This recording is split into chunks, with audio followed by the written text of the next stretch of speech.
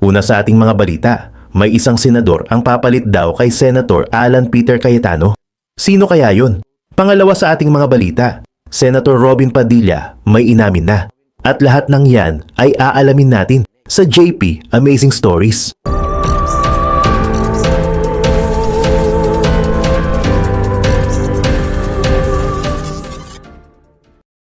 "2:30 ng madaling araw noong May 14, tahimik na ang paligid ng Senate Building. Pero sa loob ng parking area, may isang eksenang mahuhuli ng CCTV. Isang puting SUV ang lumabas mula sa compound at kasama sa kuha sina Senator Robin Padilla at Senator Ronald Bato de la Rosa.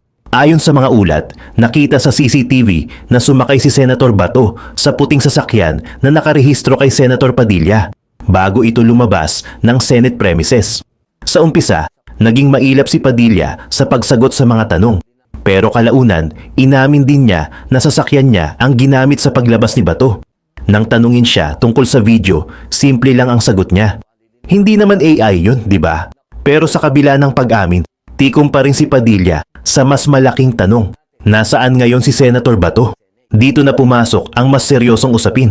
Dahil ayon sa Department of Justice, hinahanap na ng mga otoridad si Senator Bato kaugnay ng ICC warrant laban sa kanya. Iniulat din ng Reuters at Associated Press na matapos ibasura ng Supreme Court ang hiling ni De La Rosa na pigilan ang posibleng pag-aresto, nanindigan ang gobyerno na ipatutupad ang warrant laban sa kanya. Para sa isang legal expert, posibleng hindi simpleng pagpapasakay lang ang issue kung mapapatunayang alam ng tumulong na may hinaharap na warrant o legal process si Bato. Kapag ang isang tao raw ay tumulong para makaiwas ang iba sa lawful process, maaaring pumasok ang usapin ng obstruction of justice. Pero hindi rin ito automatikong kaso agad. Kailangang mapatunayan ang naratibo. Alam ba ni Padilla na may warrant? Alam ba niyang umiiwas si Bato sa pag-aresto? At sinadya ba niyang tulungan itong makalabas para hindi maabutan ng mga otoridad? Dahil sa criminal case, hindi sapat ang hinala lang. Sa preliminary investigation, probable cause muna ang tinitingnan. Ibig sabihin, may posibilidad bang may krimen na nangyari? Pero kapag umakyat na sa korte, mas mataas na ang kailangang ebidensya. Proof beyond reasonable doubt. Kaya dito, nagiging komplikado ang kwento. Pwedeng sabihin ng kampo ni Padilla na kaibigan lang niya si Bato. Pwede niyang sabihin na hinatid lang niya ito o hindi niya alam na may legal consequence ang pagsama nito sa sasakyan. Pero sa kabilang panig, pwedeng igiit ng mga investigador na hindi ordinaryong sakay lang ito dahil nangyari ito sa gitna ng Senate chaos sa madaling araw habang hinahanap si Bato ng mga otoridad. Mas lumalim pa ang issue dahil nadamay na rin ang tinatawag na protective custody sa Senado. Ayon sa ilang legal experts, walang malinaw na konsepto sa batas na nagbibigay ng kapangyarihan sa Senado para gawing shield ang isang senador laban sa lawful arrest. Nauna nang iniulat ng PNA na inilagay si De La Rosa sa Senate Protective Custody noong May 11. Pero kinwestiyon ito ng ilang abogado at eksperto, lalo na kung ginagamit ito para pigilan ang pagpapatupad ng warrant. Dito rin pumapasok ang pangalan ni Senate President Alan Peter Cayetano. May mga nagsasabing posibleng umabot sa kanya ang tanong ng accountability kung mapapatunayang may mga hakbang na ginawa para hindi maaresto si Bato. Pero malinaw din ang paalala ng mga eksperto. Hindi pa ito hatol. Hindi pa ito conviction. Investigasyon pa lang ang posibleng simula. Sa ngayon, ang malinaw ay ito. Lumabas ang CCTV. Inamin ni Padilla na sasakyan niya ang ginamit. At habang patuloy na hinahanap si Senator Bato, lumalaki ang tanong kung sino ang tumulong, sino ang may alam at sino ang maaaring managot. Para naman kay Padilla, kung kailangan niyang makipagtulungan sa investigasyon, maikli lang ang sagot niya. Wala tayong magagawa. Pero para sa publiko, hindi na simpleng tanong kung sino ang sumakay sa puting SUV. Ang mas malaking tanong ngayon, sakay lang ba iyon ng isang kaibigan o bahagi ng mas malaking pagtulong para makalabas ang isang senador na hinahanap na ng batas? Sa gitna ng sunod-sunod na kontrobersya sa Senado, isang pangalan ang biglang lumutang sa usapan ng posibleng bagong liderato, si Senator Sherwin Win Gatchalian. Sa panayam ni Alvin El Chico sa DZMM Teleradyo, diretsahang tinanong si Gatchalian kung totoo bang siya na ang napipisil ng ilan niyang kasamahan para pumalit kay Senate President Alan Peter Cayetano. Pero imbes na diretsong kumpirmahin, maingat ang naging sagot ni Gatchalian. Para sa kanya, hindi raw dapat leadership issue ang unang pag-usapan sa ngayon. Mas mahalaga raw na bumalik muna ang Senado sa tunay nitong trabaho. Ang gumawa ng batas, magbusisi ng panukala at ayusin ang nasirang imahe ng institusyon. Aminado si Gatchalian na may mga pag-uusap na nangyayari sa loob ng minorya. Pero hindi raw muna niya ito ilalabas sa publiko hanggat wala pang malinaw na resulta. Sa madaling salita, hindi niya isinara ang pinto, pero hindi rin niya gustong magmukhang siya ang nagtutulak ng sarili niya sa posisyon. Nang tanungin naman siya kung handa ba siya sakaling dumating sa puntong siya ang mapili, doon naging mas malinaw ang kanyang sagot. Ayon kay Gatchalian, 10 taon na siya sa Senado. Naging chairman na siya ng iba't ibang mabibigat na committee tulad ng Economic Affairs, Energy, Basic Education, Ways and Means at pinakahuli, Finance. Para sa kanya, sapat ang naging karanasan niya para sabihing kung hamon ang pag-uusapan, handa siya. Pero kahit may ganitong pahayag, ibinalik pa rin niya ang usapan sa mas malaking problema, ang imahe ng Senado. Dahil sa mga nangyari nitong mga nakaraang araw, sinabi ni Gatchalian na ngayon lang daw siya nakakita ng ganitong klase ng sitwasyon sa loob ng 10 taon niya bilang senador. Sa social media, kaliwat kanan ang memes, biro at pangungutya. Imbes na respeto ang nakikita ng publiko, tila naging katatawanan na raw ang institusyon. At para kay Gatchalian, hindi ito maliit na bagay. Aminado siya na tinamaan ang dignidad ng Senado. Hindi raw ito dapat itago o pagtakpan, lalo na matapos ang insidente ng barilan sa loob ng Senado, na para sa kanya ay isa sa pinakamabigat at pinakahindi magandang pangyayari sa kasaysayan ng kapulungan. Ang panawagan niya, dapat may managot. Hindi man siya nagbigay ng pangalan dahil hinihintay pa raw niya ang official report, malinaw sa kanya na kailangan ng accountability. Lumalabas daw sa mga unang impormasyon na ang suspended na Sergeant at Arms Mau Aplaska ang isa sa mga pangunahing personalidad sa insidente. Pero iginiit ni Gatchalian na hindi dapat magmadali sa hatol hanggat wala pang opisyal na ulat. Para sa kanya, mahalagang malaman muna ang buong katotohanan. Hindi lang daw Senado ang dapat tumingin sa nangyari. Dapat ding magkaroon ng investigasyon mula sa ibang ahensya gaya ng NBI dahil mismong institusyon ng Senado ay kasama sa kontrobersya. Kapag Senado lang ang nag-imbestiga sa sarili nito, natural lang na may magduda sa resulta. Kaya sa panig ng Senado, ang nakikitang hakbang ay ang pagbuo ng Committee of the Whole, kung saan kasama ang majority at minority, hindi lang para magturo ng sisi, kundi para maintindihan kung ano talaga ang nangyari at kung paano masisigurong hindi na ito mauulit. Dahil ayon kay Gatchalian, maswerte na lang daw na walang sibilyang tinamaan. Pero kung nagkataon na may nasaktan o napatay, mas malaking krisis ang kakaharapin ng bansa.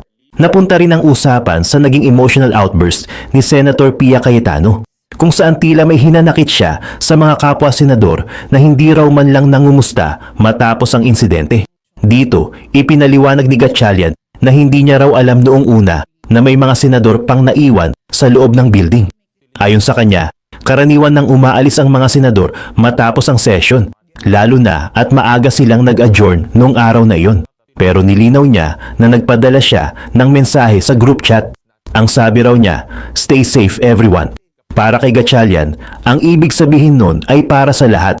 Majority man o minority, sino mang nasa loob ng Senado noong mga oras na iyon. Hindi niya alam kung nabasa ito ni Senator Pia, pero iginiit niyang nagpadala siya ng mensahe matapos ang insidente. Sa kabila nito, tila hindi simpatya ang nakuha ng Senado mula sa publiko, kundi pangungutya. At dito, muling ipinaliwanag ni Gatchalian ang mas malalim na dahilan.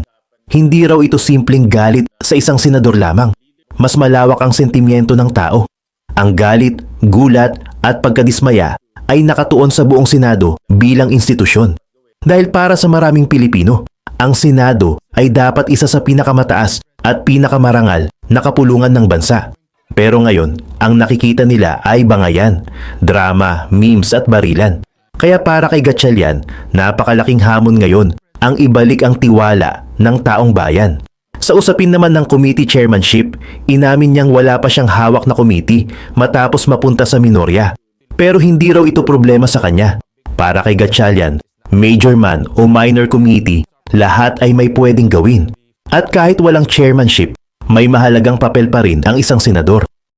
Sa katunayan, excited daw siya sa bagong papel bilang bahagi ng minorya. Ngayon lang daw siya napunta sa minority sa loob ng 10 taon niya sa Senado. Pero nakikita niya ito bilang oportunidad para mas busisiin ang mga panukalang batas. Binanggit niya ang mga dating senador tulad ni Franklin Drilon at Coco Pimentel na naging seryoso sa pag-i-interpellate at pagbabantay sa bawat panukalang dumadaan sa plenaryo. Para kay Gatchalian, ang minority ay hindi lang grupo ng kontra. Dapat itong maging bantay ng prinsipyo, integridad at katapatan. At ito raw ang pinagkasunduan ng 11 minority senators, manindigan para maibalik ang dignidad ng Senado. Napunta rin ang panayam sa impeachment process laban kay Vice President Sara Duterte. Tinanong siya kung bakit sa July pa sisimulan ang hearing at kung hindi ba kaya ng June. Ipinaliwanag ni Gatchalian na may malinaw na schedule at hindi raw ganoon kaluwag ang panahon. May mga araw para sa sagot ng respondent, pre-trial, administrative matters at pag-aaral ng articles of impeachment. Ayon sa kanya, maaaring umabot ng 2 buwan ang proseso pero magiging mas episyente raw ito dahil may pre-trial. Dito nagagawin ang marking of evidence, pagpapakilala ng testigo at ibang preparasyon bago ang trial proper. Dahil kaibigan din siya ni Vice President Sara Duterte, tinanong siya kung paano niya masisiguro na magiging patas siya bilang senator judge. Diretso ang sagot ni Gatchalian. 2 bagay ang susundin niya. Una, mandato ng isang senador na maging impartial at neutral sa impeachment. Pangalawa, ebidensya ang pagbabasehan niya. Para sa kanya, walang dapat itago sa taong bayan. Dahil kahit hindi bumoboto ang publiko sa impeachment trial, sila pa rin ang tunay na may interes sa resulta. Kinabukasan nila ang nakasalalay at nang tanungin kung papayag ba siya na basta na lang i-dismiss ang impeachment nang hindi inilalabas ang ebidensya, malinaw ang sinabi niya, hindi siya papayag. Para kay Gatchalian, mahalagang mailabas ang ebidensya. Mahalagang marinig ang panig ng bawat isa. At higit sa lahat, mahalagang malaman ng taong bayan ang katotohanan. Sa dulo ng panayam, lumitaw ang isang malinaw na larawan. Hindi man diretsahang inaangkin ni Win Gatchalian ang posibilidad na maging Senate President. Ipinapakita niyang handa siya kung dumating ang hamon. Pero para sa kanya, mas mahalaga muna ang isang bagay. Hindi ang posisyon, hindi ang titulo, kundi ang pagbabalik ng respeto sa Senado.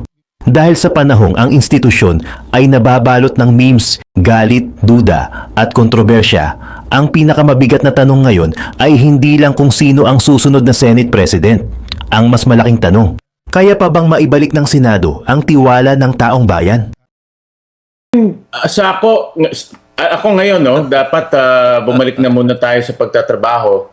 Ayoko muna pag-usapan itong issue ng leadership dahil marami tayong dapat gawin at mag-concentrate na muna tayo sa mga mahalagang panukalang batas na dapat natin aprubahan. Pero totoo na in-approach ka.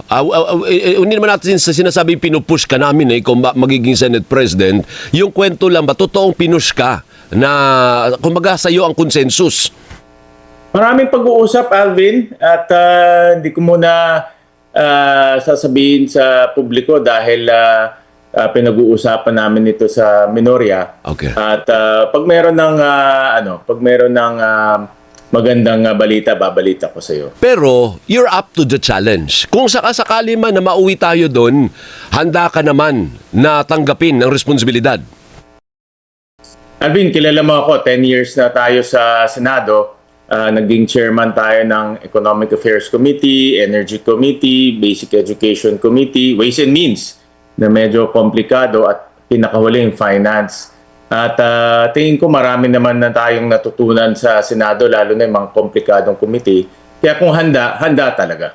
Yan. O sige, kahit hanggang dyan na lang. Kasi napansin nyo naman po hindi siya komportable na pag-usapan yung mga ganang usapin. Pero kung ipagkakaloob ng Panginoon, ay pupunta tayo doon. Wala naman siya magawad kung yan ang destiny mo, di ba? Di hubang po. Correct. Ako naniniwala naman ako na may God's will at God's time. Ako naniniwala ako talaga dyan. Pag Pag talagang pinlano yan sa iyo ng Diyos, dadating at dadating yan. Apa. So ngayon, puntahan natin yung sinasabi mo magtrabaho na tayo. Ano po? Ano ba ang dapat tutukan ng Senado ngayon? Kasi tila bagay nagsasuffer po yung imahe ng Senado. Pag nakita mo sa social media, kaliwat kanan yung memes, yung parang ginagawa pong katatawanan ng Senado. Sa totoo lang. Tama ka dyan, Alvin. Yan rin na nakikita ko lately. Kung makikita natin, ang lumalabas ngayon sa Senado ay drama, memes, mga nakakatawang video. Actually, dami nagpapadala nga sa akin eh. At sa loob ng 10 taon ko sa Senado, ngayon lang ako nakaranas ng ganito. Kaya ang unang dapat natin gawin ay ayusin ang dignidad at imahe ng Senado. Talagang tinamaan. Aminado tayo dyan. Hindi natin pwedeng ipagkaila yan. At panagutin yung dapat managot suon sa nangyari. Isa sa tingin ko, hindi magandang nangyari sa kasaysayan ng Senate ay yung barilan sa loob. At ngayon lumalabas na at lumilinaw na kung ano yung nangyari. Dapat mapanagot yung dapat mapanagot. May accountability, ika nga. At pangalawa, hindi na maulit yun. Yung mga ganitong pangyayari, pwede pang mangyari, yung mga ganitong circumstances, pwede pang mangyari yan in the future. At ayaw na natin magkaroon pa ng barilan ulit dahil buti walang tinamaan na sibilyan. Kung may tinamaan din, mas malaking problema tayo. So sa iyong pagtataya, sino ang dapat managot, Senator? Sa ngayon, Alvin, iintayin ko muna yung official report. No, maraming lumalabas na pangalan. No? Isa dito ay yung Sergeant at Arms, yung lumalabas na pinaka-main character. Pero antayin ko yung official report to make an official declaration kung sino. Dahil tuloy-tuloy pa yung investigasyon at magkakaroon, we all agreed na magkakaroon ng isang special committee, ito yung Committee of the Whole, para tignan itong problema ito at hindi na maulit. Pero may mga nagsasabi po na hindi dapat Senado ang nag-iimbestiga dahil involve ang Senado as an institution din. Ano po? I agree dyan. I agree na dapat maimbestigahan rin ng Senado dahil kasama ang Senado dyan. Imbestigahan rin ng NBI dahil yan ay isang grupo na kasama rin dito.